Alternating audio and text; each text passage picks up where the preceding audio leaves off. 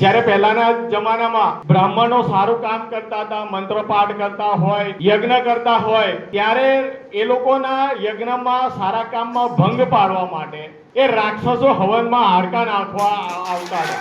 એવી જ રીતે અત્યારે પણ એવું છે, પણ આ કોંગ્રેસ એ રાક્ષસો રૂપી એમના વંશજો હજુ પણ આપણી વચ્ચે છે।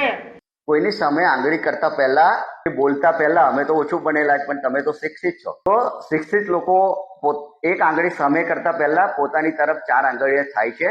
કોઈ પણ બોલતા પહેલા ઇતિહાસ ચકાસી લેવો જોઈએ। પ્રવીણસિંહ પરમાર હતા એ રાક્ષસના વંશજ હતા? શું જીસી કાકા હતા એ રાક્ષસના વંશજ હતા? શું આ મેમણ એ રાક્ષસના વંશજ હતા? એ તમામ લોકોનું જે તમે અપમાન કર્યું છે, એ આ જે શબ્દો તમે વાપર્યા છે, એ શબ્દો મારી આપને વિનંતી છે કે આ શબ્દો મહેરબાની કરીને પાછા ખેંચી લેજો, નહીં તો આ તમામ લોકોનું જે અપમાન કર્યું છે, પાદરાના ક્ષત્રિય સમાજનું જે અપમાન કર્યું છે, પાદરાના પાટીદાર સમાજનું જે અપમાન કર્યું છે, પાદરાના મુસ્લિમ સમાજનું જે અપમાન કર્યું છે, પાદરાના દલિત સમાજનું જે અપમાન કર્યું છે, એના બદલ આ તમામ લોકો ફક્ત તમે જ સર્વશ્રેષ્ઠ એ જે સાબિત કરવા તમે જઈ રહ્યા છો ને, એ વાત કરવા તમે કહેવા માંગો છો ને, પરંતુ આ તમામ લોકોનું જે તમે અપમાન કર્યું છે, આ શબ્દો જો તમે પાછા નહીં ખેંચો તો આગામી સમયમાં આ ખૂબ મોટું નુકસાન તમારે ભોગવવાનો વારો આવશે, એમાં કોઈ બેમત નથી।